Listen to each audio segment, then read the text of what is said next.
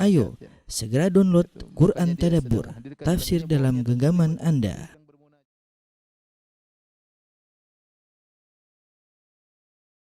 Bismillahirrahmanirrahim. Assalamualaikum warahmatullahi wabarakatuh.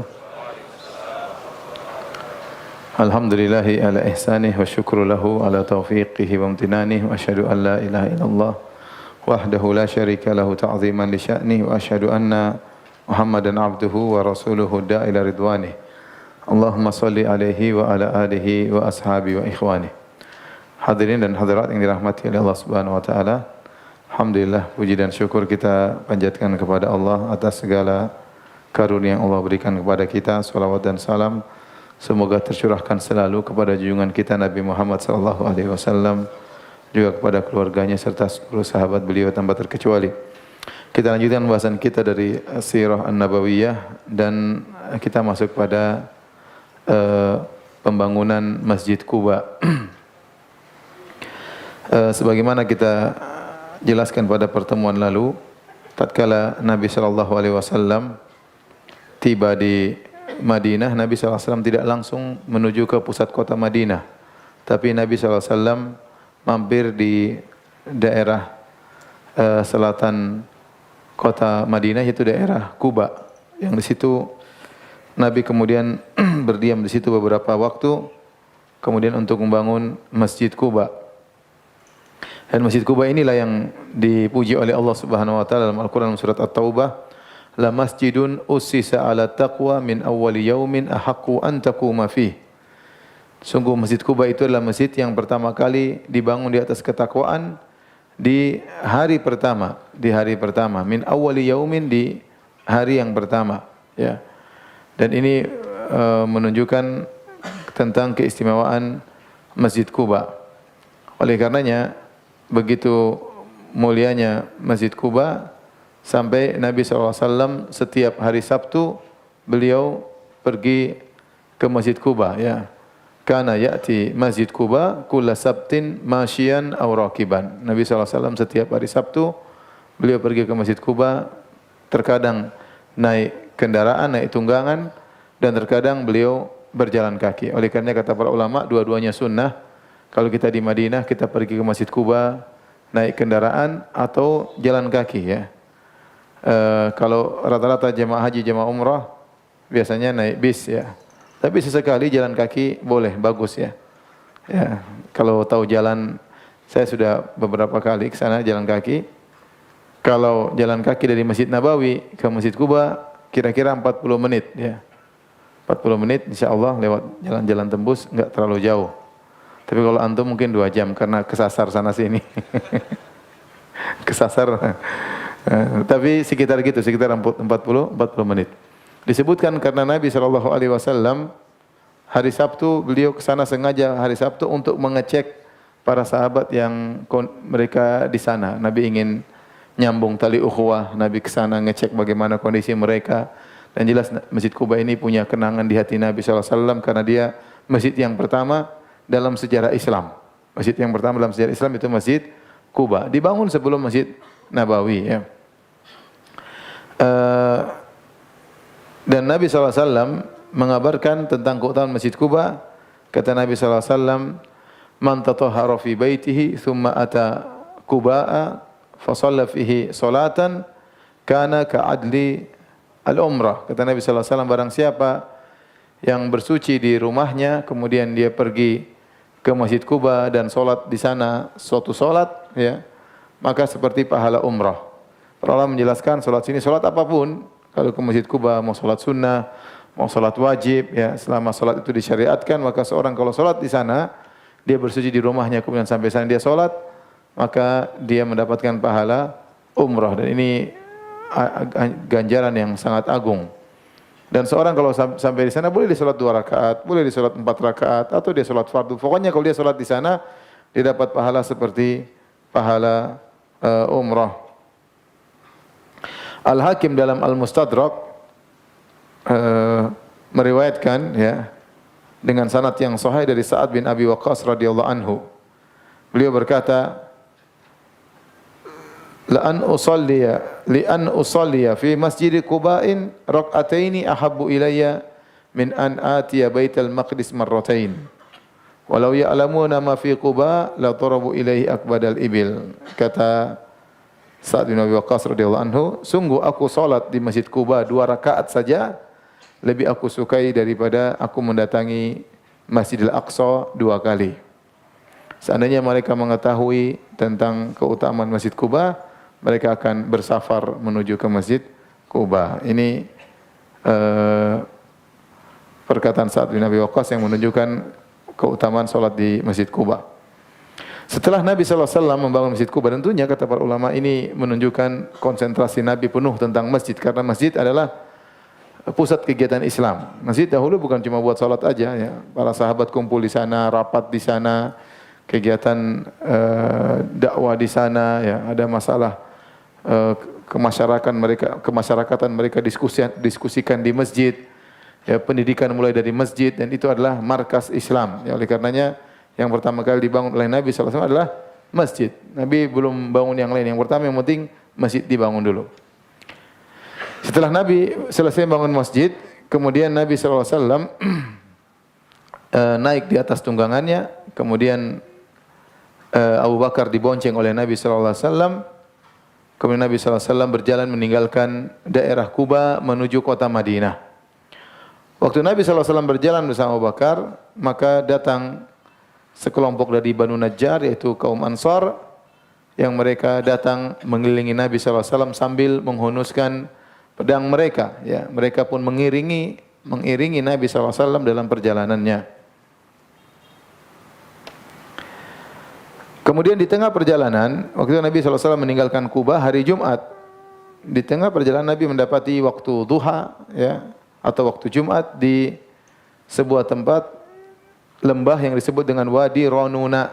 Wadi Ronuna, lembah Ronuna. Kemudian Nabi SAW pun sholat Jumat di situ bersama sekitar 100 orang para sahabat. Dan beliau masih menghadap Baitul Maqdis, karena selama Nabi di Madinah, awal datang ke kota Madinah, kiblat belum ke Ka'bah, masih di Baitul Maqdis. Maka Nabi pun sholat Jumat di sana. Yang sekarang tempat tersebut dibangun masjid namanya Masjid Al-Jum'ah. Masjid Al-Jum'ah. Lokasi dari Quba menuju Masjid Al-Jum'ah sekitar 900 meter. 900 meter. Sekarang sudah dibuat masjid bersejarah dinamakan dengan Masjid Al-Jum'ah. Itulah lokasi di mana Nabi pertama kali sholat Jumat di kota Madinah bersama sekitar 100 orang sahabat.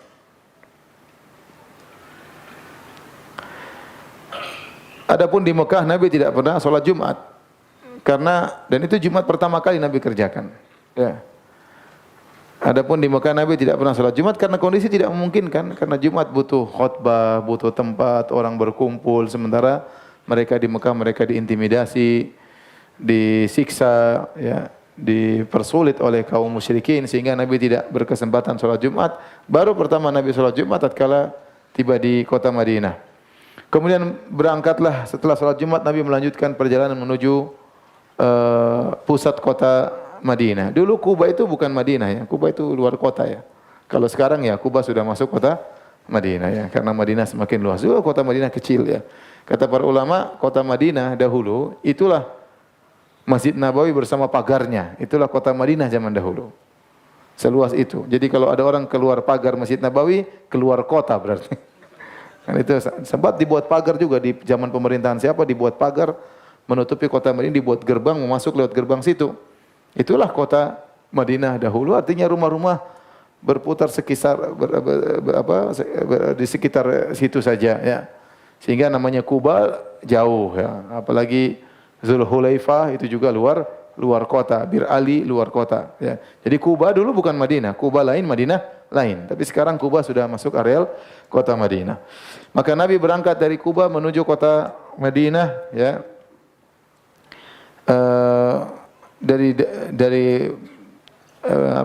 Dari perkampungan Bani Salim bin Auf.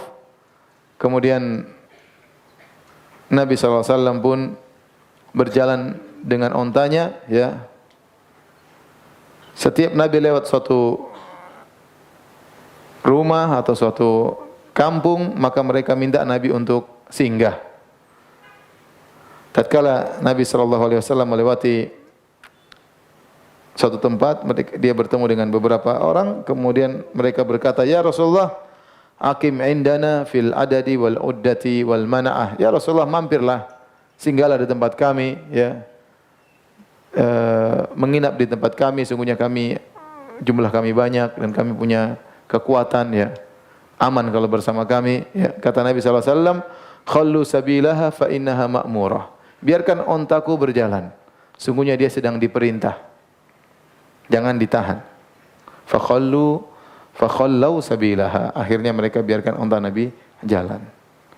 Onta Nabi jalan terus sampai tatkala onta Nabi dan Nabi dan sebagian sahabat melewati rumah Bani Bayadah, yaitu kampung lagi, kelurahan yang lain misalnya gitu. Sampai lewat situ Nabi dicegat oleh Ziyad bin Labid radhiyallahu anhu dan juga Farwah bin Amr bersama beberapa orang kampung Bani Bayadah. Kemudian mereka berkata, "Ya Rasulullah, halumma ilaina." Wahai Rasulullah, mampirlah tempat kami, ya. Kami jumlahnya banyak, kami juga akan membela engkau, ya. Nabi hanya berkata, "Khallu sabilaha fa innaha ma'murah." Biarkan ontaku berjalan, dia sedang diperintah, ya. Enggak enak juga kalau mampir sini nanti sana enggak mampir, enggak enak. Nabi jalan terus. Fa khallau sabilaha, mereka biarkan ontanya berjalan. Fantalaqat, ontanya jalan lagi. Sampai mereka tiba di perkampungan Bani Sa'idah. Maka dicegat oleh Sa'ad bin Ubadah wal Mundhir bin Amr. Beberapa orang dari Bani Sa'idah. Mereka berkata sama, "Ya Rasulullah, halumma ilaina ilal adat wal uddati wal mana'ah." Ya Rasulullah, mampirlah di tempat kami. Ya, singgah di tempat kami. Sesungguhnya kami jumlahnya banyak, kami punya kekuatan, kami akan melindungimu. Faqala, Rasulullah SAW jawab dengan jawaban yang sama, "Khallu sabilaha fa innaha ma'murah." Biarkan ontaku jalan, sungguhnya dia sedang diperintah oleh Allah Subhanahu wa taala. Jangan hentikan dia. Fantalaqat, jalan lagi terus sampai Rasulullah SAW masuk di kota Madinah. Fi jawin mashhunin bil farah, orang-orang menyambut kedatangan Nabi dengan penuh kegembiraan, ya, dan ini adalah sejarah yang luar biasa. Maka terdengar suara takbir, suara tahmid di jalan-jalan, di rumah-rumah, di lorong-lorong. Semua para sahabat bergembira dengan kedatangan Nabi sallallahu alaihi wasallam. Imam Ahmad meriwayatkan dari Anas bin Malik radhiyallahu anhu, dia masih kecil, Anas bin Malik, dia berkata, "Innila as'afil gilman yaqulun." Aku sedang bersama anak-anak kecil, anak-anak muda, dan mereka berkata, "Ja'a Muhammad." Muhammad datang, Muhammad datang. Fa'as'a, maka aku berusaha, fala ara syai'an, aku lihat enggak ada orang. Tsumma yaqulun, mereka berkata lagi, "Ja'a Muhammad." Muhammad sudah datang. Fa'as'a fala ara syai'an, aku pun cari-cari enggak dapat juga, mana Muhammad. Qala hatta ja'a ar-Rasul sallallahu alaihi wasallam wa sahibu Abu Bakrin. Ya. Fakamanna fi ba'dhi hiraril Madinah, ya. Thumma ba'atha rajulan min ahli badiyah liyu'dhina bihim al-ansar.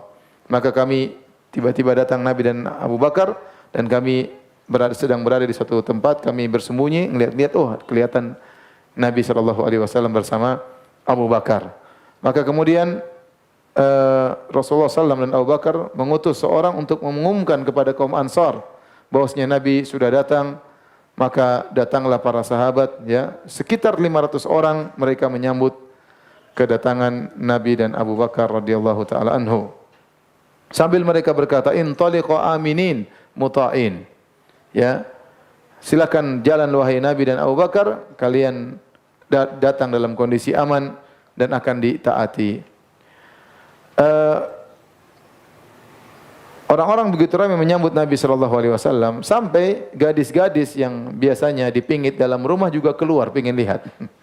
Pengin lihat siapa? Nabi sallallahu alaihi wasallam. Mereka berkata, "Ayyuhum hu?" Mana yang Muhammad? Mana yang Muhammad? Mereka sampai keluar-keluar di rumah-rumah, ya. Ya, ingin tahu Nabi sallallahu alaihi wasallam. Kata Al-Bara bin Azib, "Fama ra'aitu ahlal Madinati farihu bi syai'in farahum bi Rasulillah sallallahu alaihi wasallam." Aku tidak pernah melihat penduduk kota Madinah gembira sebagaimana gembira mereka tatkala mereka menyambut kedatangan Rasulullah sallallahu alaihi wasallam. Sampai orang-orang berkata, "Qadima Rasulullah sallallahu alaihi wasallam, telah datang." Maka para lelaki, para wanita sampai naik di atas atap-atap rumah ingin lihat Nabi. Ya. Anak-anak, pembantu-pembantu, semua tersebar di jalan-jalan. Semuanya berteriak, Ya Muhammad, Ya Rasulullah, Ya Muhammad, Ya Rasulullah. Gembira karena kedatangan Nabi sallallahu alaihi wasallam. Anas bin Malik berkata, "Lamma kana al-yawm alladhi dakhala Rasulullah sallallahu alaihi wasallam fil Madinah, adha'a minha kullu syai." Tatkala Nabi pertama kali masuk di kota Madinah, maka seluruh perkara di kota Madinah terasa terang benderang. Anas berkata juga, "Fama ra'aitu yawman qad anwara wala ahsana min yawmin dakhala Rasulullah sallallahu alaihi wasallam Abu Bakar al-Madinah." Aku tidak pernah mendapati suatu hari yang begitu bercahaya dan begitu indah seperti hari pertama kali Nabi dan Abu Bakar masuk dalam kota Madinah. Kemudian Nabi SAW setiap melewati rumah dari kaum Ansar di kota Madinah, semuanya memegang tali kekang onta Nabi SAW. Kemudian mereka berkata, "Ya Rasulullah, mampir, mampir." Rasulullah berkata, "Khallu sabilaha fa innaha ma'mura." Biarkan ontaku jalan, sungguhnya dia sedang diperintahkan. Enggak ada mampir-mampir. Kemudian Rasulullah SAW terus jalan dengan ontanya. Sampai Rasulullah SAW tiba di rumah dari Bani Malik ibn Najjar, tempat dibangunnya Masjid Nabawi. Jadi yang memilih lokasi dibangunnya masjid itu onta atas perintah siapa? Allah. Bukan Nabi yang milih. Yang milih Allah. Tetapi melalui onta tersebut. Tiba-tiba onta tersebut berhenti di lokasi tempat Masjid Nabawi akan dibangun. Dia pun duduk di situ. Dan Nabi belum turun. Dia duduk sebentar, kemudian dia bangun lagi. Bangkit lagi onta tersebut, wasarat qalilan. Kemudian dia jalan, maju lagi. Setelah dia jalan, kemudian dia tengok kanan, tengok kiri, dia balik lagi. Kemudian nderem lagi di tempat yang tadi, ya. Maka disitulah tempat dibangun Masjid Nabawi. Tatkala dia sudah di situ, ya, dan itu lokasi tempat mirbat litamar, yaitu tempat pengeringan korma. Kalau mereka panen korma, mereka keringkan supaya korma tersebut mungkin lebih baik, ya. Ternyata tempat tersebut adalah milik dua anak yatim dari Bani Malik bin Najjar, dan mereka sedang dirawat atau dipelihara oleh As'ad bin Zurarah. Tatkala unta tersebut menderam, sudah menderam, kemudian kepalanya dia tundukkan, berarti selesai, dia enggak akan bangun lagi, ya. Maka Nabi pun turun dari ontanya, ya. Persis di depannya ada rumahnya Abu Ayyub Al-Ansari radhiyallahu anhu. Maka Nabi berkata, "Hadza insya'allahul manzil." Insyaallah di sinilah tempat untuk tinggal. Ya, dan ini tentunya seperti saya katakan tadi, bahwasanya onta tersebut berjalan menuju tempat tadi atas petunjuk Allah Subhanahu wa taala. Makanya Nabi mengatakan, "Khallu sabilaha fa innaha ma'mura." Biarkan dia berjalan, itu perintah Allah Subhanahu wa taala. Kemudian Nabi SAW berkata dalam sebagian riwayat, "Anzilu ala Bani Najjar akhwali Abdul Muttalib ukrimuhum bidzalik." Rupanya Nabi di tempat bangun Masjid Nabawi itu di kampungnya Bani Najjar. Bani Najjar ini siapa? Bani Najjar ini adalah keluarga ibunya Abdul Muttalib. Ibunya Abdul Muttalib. Jadi kan Nabi namanya Muhammad bin Abdullah bin Abdul Muttalib bin Hashim. Kenapa? Karena Hashim itu sebagaimana kita pernah jelaskan di awal pengajian. Hashim dia tinggal di Mekah dan dia suka berdagang ke Syam. Suatu hari dia pergi ke negeri Syam, dia mampir dulu di kota Madinah sebelum pergi ke negeri Syam. Waktu mampir di kota Madinah, dia menikah dengan seorang wanita dari Bani Najjar namanya Salma binti Amr. Maka dia menikah dengan wanita tersebut, kemudian dia berdagang ke negeri Syam, akhirnya meninggal di sana. Ternyata waktu dia meninggal, istrinya hamil. Maka lahirlah seorang anak namanya Syaibah. Kakeknya Nabi SAW, Syaibah. Disebutkan waktu dia lahir ada semacam uban di kepalanya, maka dinamakan dengan Syaibah. Syaibah itu artinya uban. Kemudian tinggallah Syaibah bersama ibunya Salma binti Amr An-Najariyah di kota Madinah sampai sekitar umurnya 8 tahun. Sementara Hashim ini yang dia adalah pembesar kota Mekah, ya. Dia punya adik namanya Al-Muttalib. Dia punya adik namanya siapa? Al-Muttalib. Nah, waktu Hashim meninggal dunia, Maka yang pegang pengaturan kota Mekah namanya Al-Muttalib. Rupanya Al-Muttalib diberitahu kabar ternyata dia punya ponakan anaknya Hashim di kota Madinah. Maka akhirnya Al-Muttalib pun nyusul ingin jemput anak kakaknya yaitu Syaibah, maka dia perlu pergi ke kota Madinah. Maka dirayulah ibunya, biarlah Syaibah tinggal sama kami. Akhirnya kata ibunya jangan, akhirnya Muttalib merayu, nanti insya Allah dia akan mendapatkan kedudukan karena bapaknya dulu seorang tokoh di kota Mekah. Akhirnya diizinkanlah Syaibah untuk pergi ke kota Mekah. Waktu Syaibah pergi ke kota Mekah dibonceng oleh omnya namanya Al-Muttalib. Masih nyambung enggak ini? Kalau namanya Joko gampang.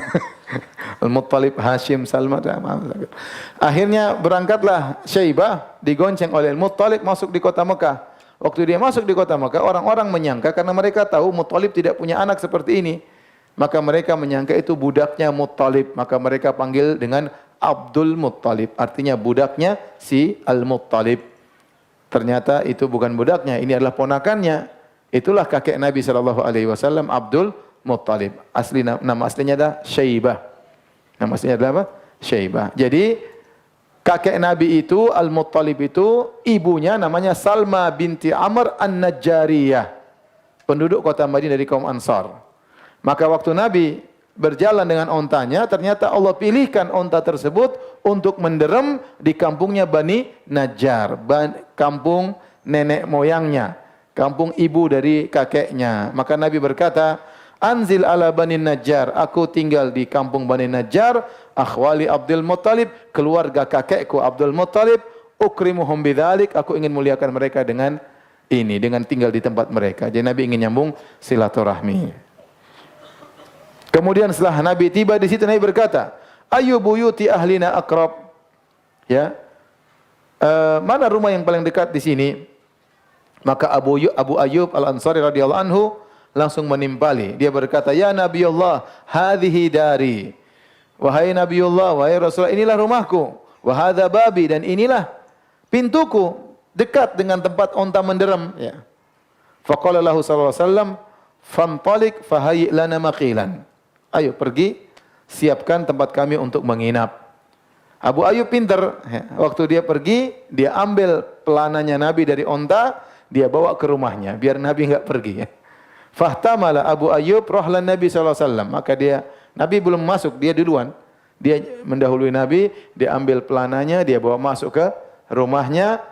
Waktu Nabi menuju ke rumah Abu Ayyub, datang seseorang mencegat Nabi dan berkata, ya Rasulullah, aina tahil? Ya Rasulullah, mau kemana? Sama saya aja, di rumah saya aja. Kata Nabi, al-mar'u ma'arahlihi. Seorang ikut pelananya di mana? Pelananya sudah di situ, mau dimain. Masa saya di sana, pelananya di sana. Akhirnya kemudian As'ad bin Zurarah mengambil onta Nabi, kemudian disimpan oleh As'ad bin Zurarah.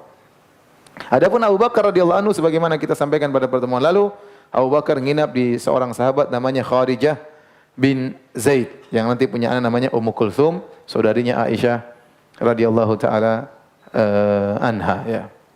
Jadi saya sampaikan Abu Bakar punya anak perempuan 3, yaitu Asma, Aisyah, sama Ummu Kulthum. Asma ibunya kafirah, ya, ibunya kafirah. Ya. Aisyah ibunya namanya Ummu Ruman. Adapun Ummu Kulthum ibunya namanya, kalau nggak salah, Habibah bintu Kharijah. Ya. Jadi Abu Bakar berapa istrinya? 3, tidak seperti kita ya. Jadi ibunya beda-beda. Jadi mereka semua Asma, Aisyah sama Ummu Kulthum bersaudara sebapak lain ibu, Jangan serius banget dengarnya, santai aja. Baik. Hijrahnya Nabi SAW itu di bulan Rabiul Awal. Dan ini adalah kejadian yang sangat berharga dalam Islam, kejadian yang sangat penting dalam Islam. Oleh karenanya para sahabat menjadikan hijrahnya Nabi sebagai tahun penanggalan.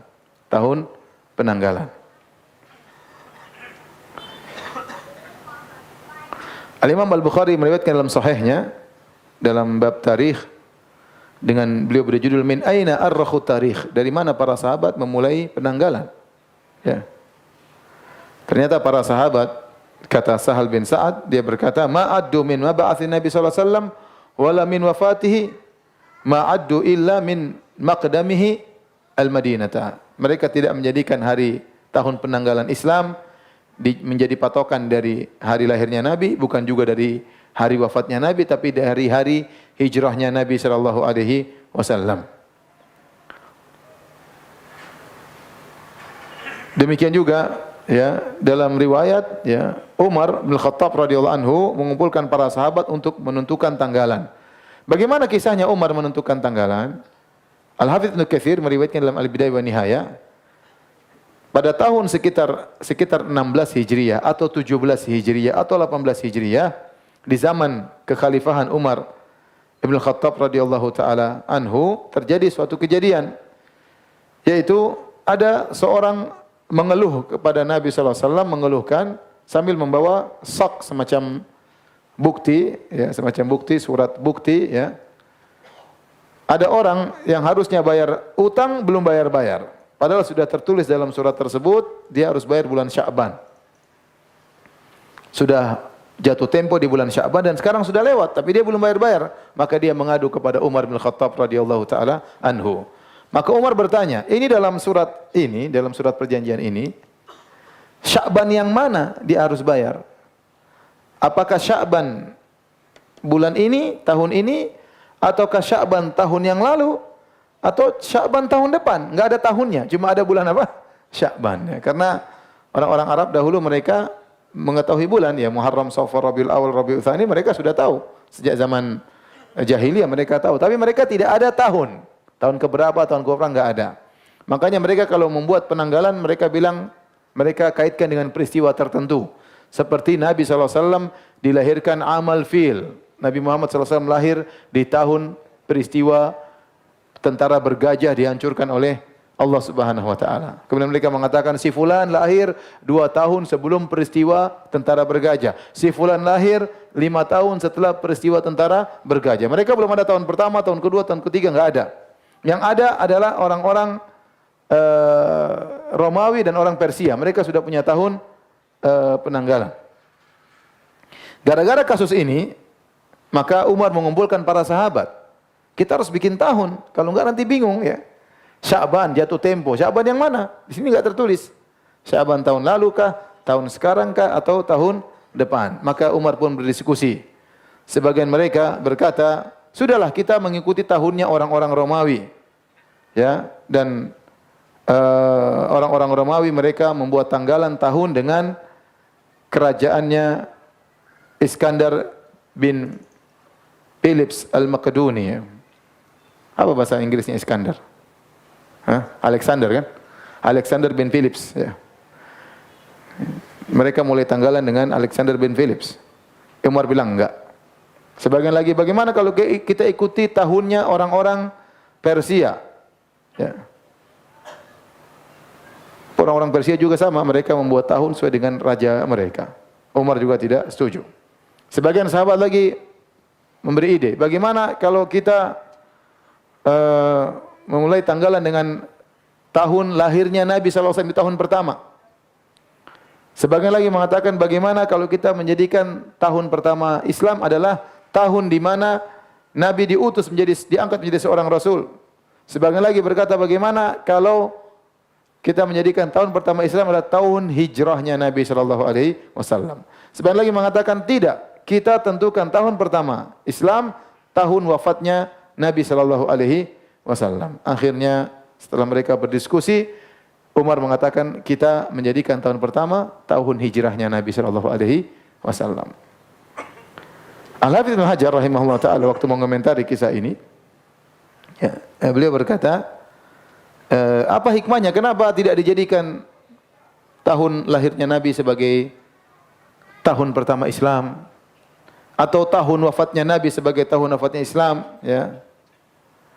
Ibnu Hajar berkata, "Li'anna al-maulida wal mab'ats la yakhlu wahidun minhuma minan niza' fi ta'yin sanah." Karena Ya, kenapa tidak tahun pas wafat atau lahir atau Nabi diutus menjadi seorang Rasul? Kata Al-Hafidz Ibnu Hajar, karena lahirnya Nabi tahun keberapa dan diangkatnya Nabi menjadi seorang Nabi, itu selalu ada khilaf. Tidak jelas. Kapan lahirnya Nabi ada khilaf di kalangan para ulama. Kapan Nabi diangkat menjadi seorang Rasul juga khilaf di kalangan para ulama. Ya. Kemudian juga adapun wafat, Nabi wafat semua orang sepakat. Tidak ada yang khilaf. Nabi wafat pada tahun 11 Hijriah. Tetapi kalau dijadikan tahun wafatnya Nabi sebagai hari tanggalan Islam, maka ini akan menimbulkan orang-orang akan terus bersedih, ya, dan dikhawatirkan terjadi apa yang terjadi. Akhirnya yang tertinggal cuma tahun hijrah. Tahun hijrah.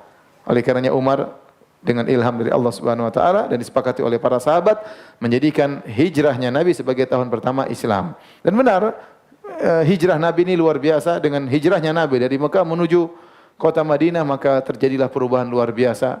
Ya, para sahabat yang tadinya ditindas, diintimidasi di kota Mekah, akhirnya mereka selamat. Akhirnya Islam yang dahulunya tidak punya negara, akhirnya muncullah negara baru, negara Islam yang bakalan menguasai banyak dari tempat-tempat di dunia ini. Bahkan menghancurkan Romawi dan Persia di zaman para sahabat dahulu. Dengan hijrah, ya, maka berdirilah masjid-masjid, ya, Masjid Quba, Masjid Nabawi, ya, dan tersebarlah cahaya Islam ke penjuru alam semesta. Oleh karenanya dengan hijrah para sahabat pergi dari negeri kesyirikan menuju negeri Islam, maka pantaslah tahun hijrahnya Nabi ini dijadikan tahun pertama dalam Islam. Taib, kita lanjutkan. Maka Nabi akhirnya tinggal di rumahnya Abu Ayyub Al-Ansari radhiyallahu taala anhu. Ya.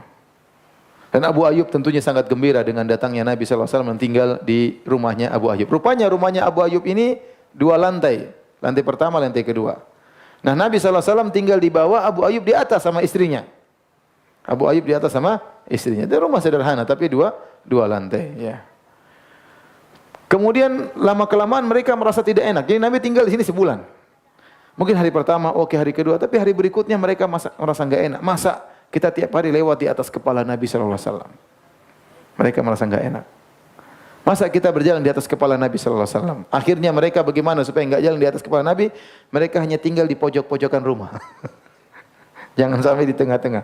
Dia tinggal di pojok, jalan ke pojok, biar enggak lewat kepala Nabi sallallahu alaihi wasallam. Akhirnya mereka pun malam itu tidak bisa tidur, renungkan gimana ini kita masa di atas kepala Nabi. Akhirnya mereka pun tatkala pagi hari mereka sampaikan kepada Nabi. Kata mereka, "Ya Nabi Allah," kata Abu Ayyub, "wahai Rasulullah, ya, inni la akrahu wa u'zim an akuna fawqak." Sungguh saya merasa benci dan saya merasa berat kalau saya harus berada di atasmu. Wa takuna tahti, kau di bawahku. Fakun anta fil ulwi wa nanzilu nahnu fanakun fi sufli. Ya Rasulullah, bagaimana kalau mulai hari ini Anda di atas, kami yang di bawah? Nabi mengatakan sallallahu alaihi wasallam, "Ya Aba Ayyub, as-suflu arfaqu bina wa biman yakshahna." Ya Abu Ayyub, di bawah lebih enak. Lagi pula kalau ada tamu enggak repot. Ketemu saya di bawah, suruh naik susah, sudah di bawah aja. Akhirnya Abu Ayyub, udahlah, akhirnya Nabi tetap di bawah. Kata Abu Ayyub, "Wa kunna fawqahu fil maskan." Kami terus tinggal di atas. Sampai suatu hari ada bejana tempat air milik kami pecah. Maka airnya pun tumpah. Nah, mereka takut air tersebut netes dari atas kena Nabi sallallahu alaihi wasallam. Maka kata Abu Ayyub, "Faqumtu ana wa ummu Ayyub bi qatifatin lana. Malana li hafun ghairuha." Kami pun mengambil selimut milik kami dan kami tidak punya selimut kecuali itu saja. Kami untuk agar air tidak tumpah ke bawah kami ambilin. Ya, kami untuk mengeringkan lantai di atas. Khawatir air menetes sampai kena Nabi sallallahu alaihi wasallam. Akhirnya setelah kejadian itu, kata Abu Ayyub, aku pun turun menemui Nabi sallallahu alaihi wasallam. Aku berkata, "La a'lu saqifatan anta tahtaha." Aku tidak mungkin ya Rasulullah. Tidak mungkin saya tinggal di atas suatu atap yang di bawahnya ada dirimu. Rasulullah bilang, "Enggak, saya di bawah aja." Abu Ayyub, "Enggak ya Rasulullah, harus." Terus Abu Ayyub terus ngerayu Nabi sallallahu alaihi wasallam, ya. Dan terus minta, "Ya Rasulullah, kamu di atas saja." Akhirnya Rasulullah SAW pun mengalah, ya, menghormati sahibul bait. Akhirnya Rasulullah SAW naik di atas dan Abu Ayyub pun di bawah. Kata Abu Ayyub, wa kunna nasna'u lin Nabi sallallahu alaihi wasallam al-asya. Kami masakan Nabi makan malam. Tsumma nab'ath bihi ilail. Terus kami kirim makanan tersebut kepada Nabi sallallahu alaihi wasallam. Fa idza radda alaina fadlahu tayammamtu ana wa ummu Ayyub mawdi asabihi. Nabi dikasih kirim banyak, nanti Nabi mungkin ambil separuh. Mungkin misalnya adonan Nabi ambil separuh, diambil dengan tangannya, sisanya dia turunkan untuk makannya Abu Ayyub sama Ummu Ayyub. Jadi Abu Ayyub hidangkan banyak ya. Nabi ambil secukupnya, Nabi potong dengan tangannya. Begitu Nabi turunkan sisanya, maka kata Abu Ayyub dan Ummu Ayyub, kami pun mencari sisa bekas tangan Nabi, berkah. Kami pun cari, kami makan itu sisa bekas potongan apa? Tangan Nabi sallallahu alaihi wasallam karena sudah disentuh oleh Rasulullah sallallahu alaihi wasallam. Fa akalna minhu, kami makan dari sisa sentuhan tangan Nabi sallallahu alaihi wasallam. Nabtaghi bidzalikal barakah, kami berharap mendapatkan keberkahan dari makanan yang sudah disentuh oleh Nabi sallallahu alaihi wasallam. Dan begitulah para sahabat, mereka tahu bahwasanya tubuh Nabi penuh berkah, ludah Nabi berkah, rambut Nabi berkah, keringat Nabi berkah, sehingga mereka berebut-rebutan untuk mencari keberkahan Nabi sallallahu alaihi wasallam. Kalau Nabi buang ludah, maka para sahabat ya tidak, ludah tersebut tidak akan sampai ke tanah, sudah dipegang oleh para sahabat. Sampai suatu hari kami bikin makan malam, ya. Kemudian di masakan tersebut kami campurkan bawang putih atau bawang merah. Kemudian kami kirim kepada Nabi sallallahu alaihi wasallam. Ternyata Rasulullah SAW tolak. Rasulullah SAW tidak makan sama sekali. Rasulullah SAW lihat mungkin bau apa namanya, bau bawang. Rasulullah SAW turunkan kembali. Waktu diturunkan, dia lihat enggak ada bekas bekas belahan Nabi, enggak ada. Kami faji'tuhu fazian, kami pun takut. Ini kenapa makanannya? Ya Rasulullah, radatta asya'aka, kenapa kau tidak makan ya Rasulullah? Kembalikan makan malammu. Walam arafi maudhi ayadik, aku tidak lihat kau potong sama sekali dari makanan tersebut. Wa kunta idza radattahu alaina, ya. Tayammamtu ana wa ummu Ayyub bi maudhi ayadik. Kami biasanya kalau kau ambil, kami biasanya nyari sisa bekas sentuhan tanganmu untuk kami makan. Kami mengharap keberkahan. Tetapi sekarang kenapa kau tidak ambil sama sekali? Ada apa gerangannya Rasulullah? Fama mana'aka minhu, apa yang mencegahmu untuk tidak mengambil makanan kami? Maka Nabi berkata, inni wajadtu fihi riha hadhihi syajarah wa ana rajulun unaji. Aku tadi mau makan, aku mencium ada bau bawang. Dan aku tidak bisa karena aku ini unaji, aku sedang berbincang-bincang dengan malaikat. Dan malaikat tidak suka bau bawang. Ya. Maka Abu Ayyub bertanya, "Aharamunhu? Apakah haram ya Rasulullah?" Kata Nabi, "La, tidak haram. Walakinni akrahu, tapi aku tidak suka." Nabi spesial, Nabi karena bincang-bincang dengan malaikat, maka Nabi tidak mau makan apa? Bawang. Adapun kita tidak apa, yang penting kalau ke masjid jangan bau bawang, itu aja. Ya. Karena Rasulullah SAW tidak suka kalau orang ke masjid bau bawang. Sampai Rasulullah SAW pernah suruh orang untuk dikeluarkan dari masjid. Gara-gara dia masuk masjid ternyata mulutnya bau apa? Bau bawang. Fa innal malaikata tata'adza mimma yata'adza minhu banu Adam. Karena malaikat terganggu dengan apa yang manusia merasa terganggu. Tetapi kalau sudah dibakar atau dimasak tidak mengapa ya. Sebagaimana dalam riwayat ya. Fa amithu tabkhan, itu hilangkan bau yang kuat tersebut dengan dimasak, apakah dibakar atau dimasak. Kata Abu Ayyub, setelah itu kami tidak pernah masak lagi makanan buat Nabi, ada bawang putihnya atau bawang merahnya. Wa makana tamur lailatun illa wa ala babi Rasulullah sallallahu alaihi wasallam thalatha wal arba'ah min as-sahabah al-ansar yatanawabuna fi hamli ta'amil Rasulullah sallallahu alaihi wasallam. Dan para sahabat bukan cuma Abu Ayyub saja yang melayani Nabi. Para sahabat setiap hari juga datang antar makanan kepada Nabi. Setiap hari, tidak ada satu malam pun kecuali ada 3 orang atau 4 orang mengantar makanan buat Nabi sallallahu alaihi wasallam. Sampai ya setelah sebulan kemudian Nabi sallallahu alaihi wasallam berpindah dari rumah Abu Ayyub ke rumahnya beliau sendiri, ke hujurat Nabi sallallahu alaihi wasallam.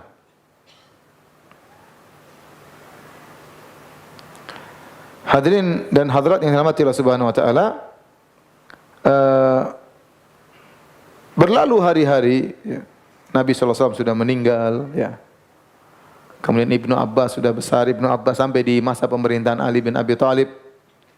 Ibnu Abbas ya di Basrah diangkat menjadi seorang gubernur di Basrah. Ali yang menunjuk Ibnu Abbas. Ibnu Abbas adalah Ahlul Bait.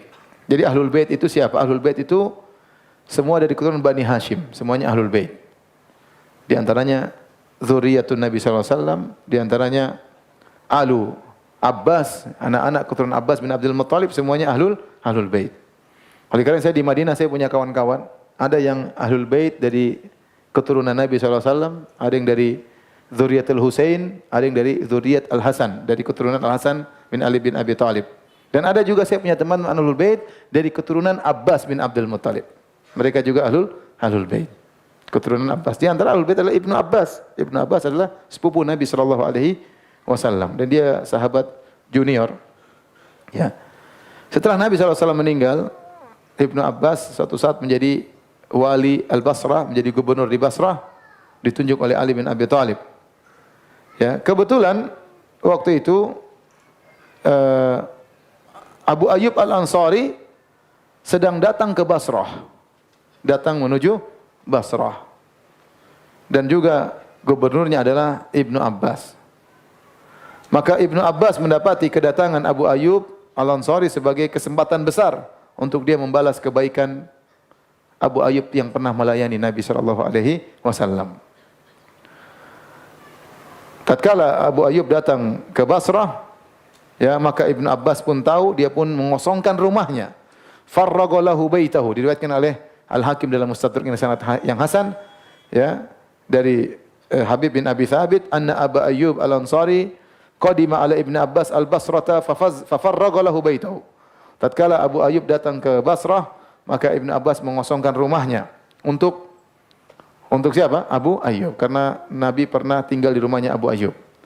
Kemudian dia berkata kepada Abu Ayyub, Ibnu Abbas, la asna'anna bika kama sana'ta bi Rasulillah sallallahu alaihi wasallam. Aku akan memperlakukan engkau, wahai Abu Ayyub, sebagaimana pernah kau perlakukan Nabi Muhammad sallallahu alaihi wasallam. Suruh tinggal di rumahnya, dikosongkan, dilayani. Kemudian kata Ibnu Abbas, kam alaika minad dain? Utangmu berapa wahai Abu Ayyub? Sahabat punya utang ya. Kata Abu Ayyub, ishruna alfan, saya punya utang 20.000 dinar atau dirham. Banyak itu. 20.000 dinar atau dirham. Maka Ibnu Abbas fa'atau arba'ina alfan. Ibnu Abbas kasih, bukan cuma 20.000, kasih 40.000. Kemudian dikasih ishrina mamlukan, dikasih 20 budak. Ini ambil duit 40.000. Kalau dinar itu mahal. Dinar, 1 dinar itu 4/4 gram emas sekarang. 1 dinar itu 4/4 gram emas. Seandainya 20.000 dinar, yang jumlah yang banyak. Dikasih 40.000 dinar, dikasih 20 orang budak. Ya. Kemudian dia berkata, laka ma fil bait. Semua yang dalam rumah ini punyamu. Kenapa dia ingat bagaimana jasanya Abu Ayyub kepada Nabi sallallahu alaihi wasallam. Abu Ayyub tidak pernah melayani Nabi minta balasan, tidak. Tetapi demikianlah, ada keluarga Nabi, kerabat Nabi Ibnu Abbas yang tahu bagaimana membalas jasa seorang yang mulia seperti Abu Ayyub Al-Ansari radhiyallahu taala anhu. Dan itulah yang disampaikan oleh Nabi sallallahu alaihi wasallam. Wa man sana'a ilaikum ma'rufan fakafi'uhu. Barang siapa yang melakukan kebaikan kepadamu, maka balaslah. Kita harus balas budi. Orang yang baik tahu balas budi, ya. Kalau ada orang berbaik sama kita, kita balas dengan sebagaimana yang dia lakukan kepada kita. Fa illam tajidu ma tukafi'unahu, kalau kalian tidak mendapati yang bisa membalas kebaikannya, fad'u lahu, maka seringlah doakan dia. Hatta tarau annakum qad kafatumuhu, sampai kalian merasa kalian sudah cukup membalas kebaikan mereka dengan doa yang banyak yang memang pantas untuk dia dapatkan. Jadi kalau ada orang, misalnya ada orang memberi kita hadiah, kalau kita selevel, ya sama-sama kaya atau sama-sama sedang atau sama-sama miskin, ya kita kasih sebagaimana dia kasih sama kita. Kalau dia kasih ayam, kita juga kasih ayam. Kalau kasih ayam, kita kasih kambing, boleh lah ya. Tapi kalau ada orang misalnya pejabat atau orang kaya, dia tidak butuh harta. Ya mungkin dia butuh hadiah yang lain, sekedarnya menunjukkan kita menghargai pemberiannya. Atau kita doakan dia dalam salat kita, dalam sujud kita, sampai kita merasa bahwasanya kita sudah cukup berbuat baik kepada dia dengan doa tersebut. Kalau kita masih merasa belum cukup, terus doakan dia.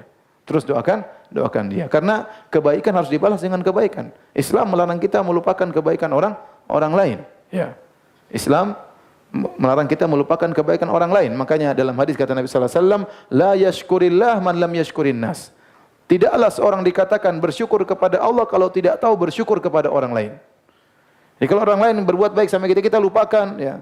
Mentang-mentang sekarang kita sudah berada, kita sudah kaya, teman lama kita buang semua, tidak pernah kita cuekin. Ini enggak benar namanya. Kita tidak tahu membalas kebaikan orang. Bisa jadi teman kita yang dulu ya, yang kita dalam kesulitan dia bantu kita ya. Terus kita lupakan begitu karena dapat teman-teman baru misalnya, itu tidak boleh. Itu namanya tidak tahu berterima kasih kepada Allah. La yashkurillah man la yashkurin nas. Tidaklah bersyukur kepada Allah orang yang tidak tahu berterima kasih kepada manusia. Kalau kita tidak bisa balas dengan harta karena kita enggak punya harta atau karena orang tersebut tidak butuh harta seperti dia pejabat atau orang kaya, maka doa. Yang terbaik adalah apa? Doa. Makanya kata Nabi sallallahu alaihi wasallam, fa illam tajidu ma tukafi'unahu, kalau kau tidak mampu membalas kebaikan dia, fad'u lahu, doakan dia. Doakan dia. Jadi jangan pelit ya. Pelit sudah pelit dengan harta, pelit lagi dengan apa? Dengan doa. Orang tersebut tidak butuh dengan harta, dia butuh dengan doa. Taib. Hadirin dan hadirat Allah Subhanahu wa taala. Tatkala Nabi sementara tinggal di rumahnya Abu Ayyub Al-Ansari radhiyallahu anhu ya. Maka Nabi mengirim Zaid bin Harithah. Zaid bin Harithah dan Abu Rafi'. Zaid bin Harithah kita tahu ya, dia Zaid bin Harithah adalah budaknya Nabi yang dibebaskan oleh Nabi. Tadinya adalah seorang budak dibeli oleh Hakim bin Hizam di pasar, ponakannya Khadijah. Kemudian budak tersebut dihadiahkan kepada bibinya Khadijah. Kemudian Khadijah menghadiahkan Zaid bin Harithah kepada Nabi. Zaid bin Harithah ini akhirnya diangkat menjadi anak angkat Nabi sallallahu alaihi wasallam. Ya, karena Nabi tidak punya anak laki-laki. Nabi sangat sayang kepada dia. Hibbu Rasulillah, orang yang sangat dicintai oleh Nabi. Tinggal di rumah Nabi sampai dia dijuluki dengan Zaid bin Muhammad. Dahulu orang manggilnya Zaid bin Muhammad. Sampai akhirnya Allah larang, ud'uhum li abaihim ya, huwa aqsatu indallah ya. Itu lebih baik. Maka setelah itu tidak boleh lagi panggil Zaid bin Muhammad, tetapi dinisbahkan kepada bapaknya Zaid bin Al-Harithah. Tapi dia adalah orang sangat dicintai oleh Nabi sallallahu alaihi wasallam. Dia punya anak namanya Usama bin Zaid. Itu juga sangat dicintai oleh Nabi. Maka dijuluki hibbu hubbi Rasulillah. Itu anak dari kesayangan dari kesayangannya Nabi. Dia juga sangat disayang sama Nabi. Bapaknya juga sangat disayang oleh Nabi sallallahu alaihi wasallam. Nabi utus dua orang, Zaid bin Harithah dan Abu Rafi'. Ini juga budaknya Nabi sallallahu alaihi wasallam. Diutus ke Mekah untuk jemput keluarga Nabi karena keluarga Nabi belum datang. Nabi sudah hijrah, masih tinggal perempuan-perempuan di kota Mekah. Ya, dibekali dengan 2 onta dan juga 500 dirham untuk mendatangkan keluarga Nabi sallallahu alaihi wasallam. Maka akhirnya Zaid bin Harithah dan Abu Rafi' membawa Fatimah radhiyallahu taala anha. Ali sudah nyusul duluan, Fatimah belum. Dijemputlah Fatimah. Belum ya, mereka belum menikah sepertinya, belum menikah ya. Ali duluan, Fatimah belakangan. Ummu Kulthum radhiyallahu anha putri Nabi sallallahu alaihi wasallam. Kemudian Saudah binti Zam'ah istrinya Nabi sallallahu alaihi wasallam. Nabi sudah menikah dengan siapa? Saudah. Kemudian Ummu Aiman yaitu hadinat Rasulullah sallallahu alaihi wasallam, dulu pernah mengayomi Nabi sallallahu alaihi wasallam dan dia adalah istrinya Zaid bin Harithah. Kemudian anaknya Usamah bin Zaid. Ya. Adapun putri Nabi Zainab waktu mau diajak ke kota Madinah, maka Zainab tidak mau. Kenapa? Bukan dia tidak mau, tapi dia dilarang oleh suaminya. Suaminya itu yaitu Abul As bin Rabi' masih musyrik. Masih apa? Musyrik, ya. Adapun Ruqayyah putri Nabi sallallahu alaihi wasallam sudah duluan berangkat ke kota Madinah bersama Utsman bin Affan suaminya radhiyallahu taala anhum ajma'in. Ya, maka akhirnya keluarga Nabi pun datang. Demikian juga Abu Bakar As-Siddiq suruh mengambil keluarganya, maka datanglah Ummu Ruman, istrinya Abu Bakar, ibunya Aisyah. Kemudian Aisyah dan Asma radhiyallahu taala anhuma, kemudian mereka pun datang tinggal bersama Abu Bakar di kota Madinah. Tatkala hijrah, lahirlah seorang sahabat mulia namanya Abdullah bin Zubair. Abdullah bin Zubair, anaknya Asma bintu Abu Bakar. Ya, tadi sudah saya bilang Asma bintu Abu Bakar saudari sebapaknya siapa? Aisyah. Abu Bakar ini anak perempuannya ada berapa? 3. Asma, Aisyah dan Ummu Kulthum. Asma bintu Abu Bakar menikah dengan Zubair bin Awam. Zubair bin Awam ya, juga kerabat dengan Nabi sallallahu alaihi wasallam. Anaknya bibinya Nabi sallallahu alaihi wasallam, Zubair bin Awam. Dari Zubair bin Awam menikah dengan Asma binti Abu Bakar punya anak 2. Terkenal dalam hadis-hadis. Yang pertama Abdullah bin Zubair, dia seorang sahabat lahir di tahun pertama hijrahnya Nabi sallallahu alaihi wasallam. Dan ada lagi anaknya kedua namanya Urwah bin Zubair, sering juga meriwayatkan hadis dari Aisyah radhiyallahu anha, dan Urwah bin Zubair ini tabi'in karena dia tidak menemui Nabi sallallahu alaihi wasallam. Abdullah bin Zubair sahabat. Ketika Asma sampai di kota Madinah ya, dalam kondisi hamil, tiba di kota Madinah kemudian dia melahirkan anaknya Abdullah bin Zubair. Waktu Abdullah bin Zubair lahir, maka ibunya Asma datang membawa putranya Abdullah bin Zubair kepada Nabi sallallahu alaihi wasallam agar ditahnik oleh Nabi sallallahu alaihi wasallam. Maka Nabi pun mengambil korma, dan itu kebiasaan para sahabat kalau mereka punya anak dibawa langsung ke Nabi sallallahu alaihi wasallam. Maka Nabi pun menggigit korma, melumat-lumat korma, kemudian Nabi pun ambil korma tersebut, dia masukkan ke dalam mulut Abdullah bin Zubair, dimasukkan, dan itu yang pertama kali masuk dalam mulut Abdullah bin Zubair, korma bersama air liur Nabi sallallahu alaihi wasallam. Dan itu kebiasaan para sahabat, dan Nabi namakan anak tersebut dengan Abdullah sambil didoakan keberkahan. Nah, khilaf di kalangan para ulama, apakah tahnik ini berlaku hanya khusus kepada Nabi ataukah kepada para sahabat yang lain? 2 pendapat. Sebagian ulama berpendapat ini hanya khusus Nabi sallallahu alaihi wasallam karena para sahabat tidak membawakan kepada sahabat-sahabat yang lain. Kalau mereka punya anak, mereka tidak bawa kepada Abu Bakar, kepada Umar, tapi mereka hanya bawa kepada Nabi karena Nabi memang spesial. Air liurnya apa? Berkah. Ya, dicampur dengan korma sebagai wasilah agar air liur Nabi masuk ke dalam anak tersebut, dan Nabi doakan keberkahan bagi anak tersebut. Sebagian ulama mengatakan ini umum, kalau kita punya anak kita bawa kepada orang soleh, ditahnik dengan korma dan didoakan oleh orang soleh tersebut dengan keberkahan. Dan ini juga pendapat sebagian salaf, ada khilaf. Dan sekarang kebanyakan orang mengambil pendapat kedua, kalau ada mereka anak-anak yang lahir mereka bawa kepada Pak Kiai atau Pak Ustadz agar ditahnik ya, dan diberkahi ya. Kita sering bercanda kalau di Madinah, orang Indonesia itu suka sekali, kadang kita bercanda, orang Indonesia itu suka sekali makan sambal. Mungkin tahniknya pakai sambal dulu. Karena orang Arab enggak suka makan sambal, mereka suka yang manis-manis. Benar, karena tahniknya korma. Indonesia kalau enggak ada sambal enggak bisa makan. Nah, ini berarti dulu tahniknya pakai apa? Sambal. Istilah aja. Saya masih ingat ya. Satu saat kita di kampus, tiba-tiba orang rame, heboh, orang keluar semua, kan kampus tuh di asrama. Asrama berapa tingkat? 4 tingkat, kamar semua, lantai pertama, lantai kedua, lantai ketiga, lantai 4 kamar semua. Tahu-tahu suatu malam orang-orang keluar dari, saya tinggal di asrama situ, orang keluar semua, rame. Wah, apa ini ribut? Ternyata apa? Orang Indonesia ada masak ikan asin. Itu bau kita rindukan sekali di Madinah. Sementara mereka mau muntah cium bau itu, mereka keluar semua ngamuk. Gara-gara ikan asin. Sama, sambal itu enak bagi kita, bagi mereka enggak enak.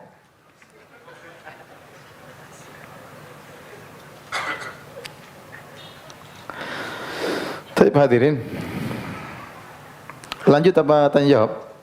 Lanjut sedikit ya. Lanjut sedikit.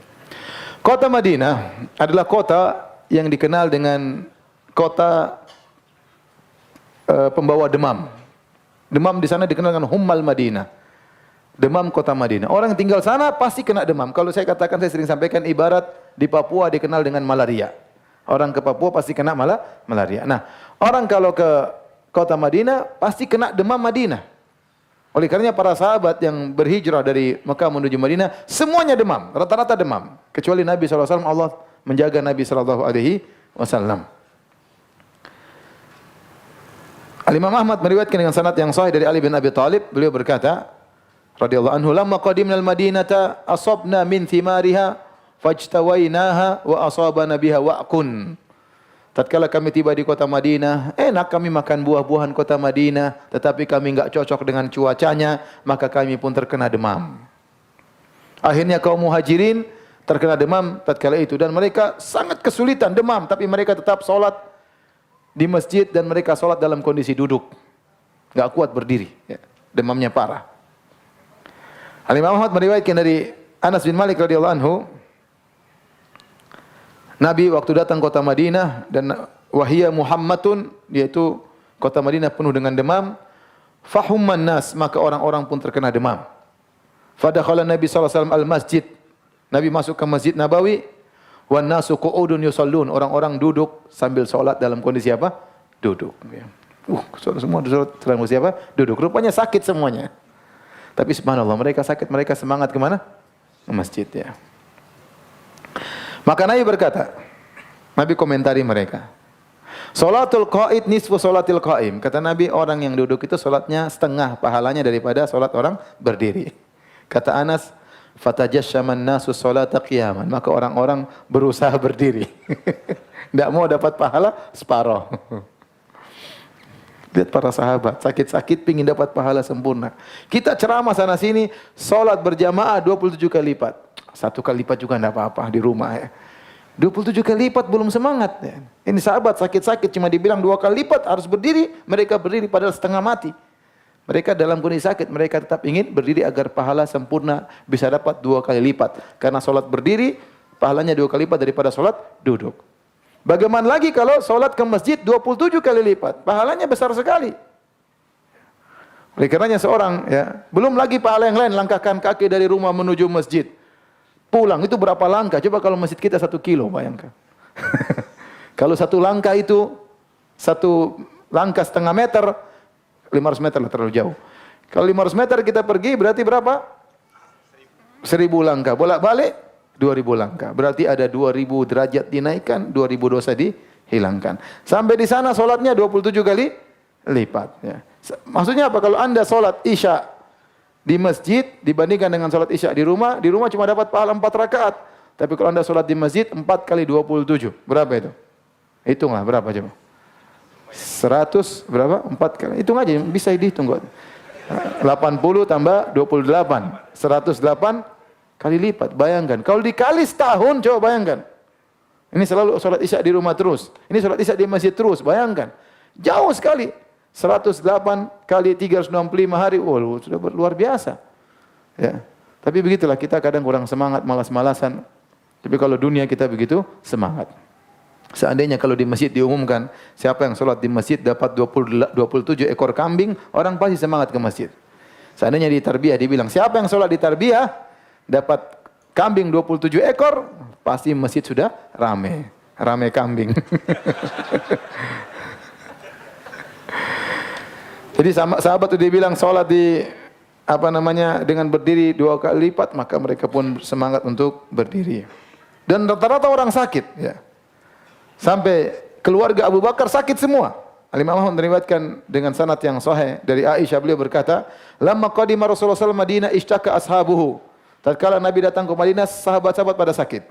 Washtaka Abu Bakar juga demam. Amir bin Fuhairah, maula Abu Bakar, budaknya Abu Bakar, Amir bin Fuhairah juga demam. Bilal juga demam. Fasta'dzanat Aisyah radhiyallahu anha Rasulullah sallallahu alaihi wasallam fi iyadatim. Aisyah minta izin, ya Rasul, saya ingin kunjungi kerabat-kerabat saya. Fa'adzina laha. Maka Nabi izinkan. Maka Aisyah bertemu dengan bapaknya, Abu Bakar, lagi demam. Aisyah bertanya, "Kaifa tajiduka?" Wahai ayahanda, bagaimana kau dapat dirimu? Bagaimana kondisimu? Abu Bakar berkata, "Kullu mri'in musabbahun fi ahlihi wal mautu adna min syiraki na'lihi." Ya, artinya, ya, setiap orang bisa jadi meninggal dunia di keluarganya di pagi hari. Dan sungguhnya kematian itu sangat dekat kepada seorang daripada tali sendalnya sendiri. Artinya Abu Bakar merasa bakalan apa? Meninggal dunia. Saking sakitnya itu, dia bilang setiap orang sekarang ini bisa jadi pagi hari sudah meninggal di rumahnya. Dan kematian lebih dekat kepada seorang daripada tali sendalnya. Aisyah bertanya lagi kepada Amir bin Fuhairah, budak bapaknya, bagaimana kondisimu? Kata dia, "Inni wajadtul mauta qabla dzauqihi." Aku sudah merasakan kematian sebelum merasakan kematian. Artinya sudah merasa, jadi demamnya ini parah. Orang kena malaria kan, aduh kayaknya saya tewas sudah. Jadi memang demamnya parah dialami oleh para sahabat. Sampai akhirnya Rasulullah sallallahu alaihi wasallam, karena para sahabat banyak yang sakit, akhirnya Nabi sallallahu alaihi wasallam berdoa kepada Allah agar memindahkan demam wabah dari kota Madinah ke tempat lain. Maka Nabi berdoa, Allahumma habib ilaina al-Madinata ka hubbina Makkah aw ashad. Ya Allah, jadikanlah kami cinta kepada kota Madinah sebagaimana kami cinta kepada kota Mekah, atau lebih berat lagi, besar lagi kecintaan kami kepada kota Madinah. Wa sahihha. Ya Allah, jadikanlah kota Madinah kota yang sehat, tidak ada penyakit-penyakit dan wabah-wabah. Wa barik lana fi sa'iha wa muddiha. Dan berikanlah kami keberkahan dalam sa'nya dan mudnya, ya. Artinya makanan di sana berkah. Wangkul hummaha. Pindahkanlah demamnya, faja'alha fil Juhfah. Pindahkanlah demamnya ke kota Juhfah. Dalam riwayat yang lain, Nabi SAW berkata, setelah Nabi berdoa, Ra'aitu ka'anna imra'atan sauda'a tha'iratar ra'si kharajat minal Madinah. Dalam mimpiku aku melihat ada seorang wanita berkulit hitam, rambutnya berdiri, keluar dari kota Madinah. Hatta qamat bi mahya'ah, sampai dia pergi ke Juhfah. Wahyal Juhfah fa awaltu anna waba'al Madinah nuqila ilaiha. Maka aku tafsirkan bahwasanya wabah di kota Madinah sudah pindah ke kota tersebut. Sekarang sudah enggak ada lagi demam di kota Madinah. Kita pun kepanasan enggak demam, kedinginan pun tidak demam, ya. Baik, demikian saja kajian kita. Ya, kalau ada yang bertanya saya persilakan.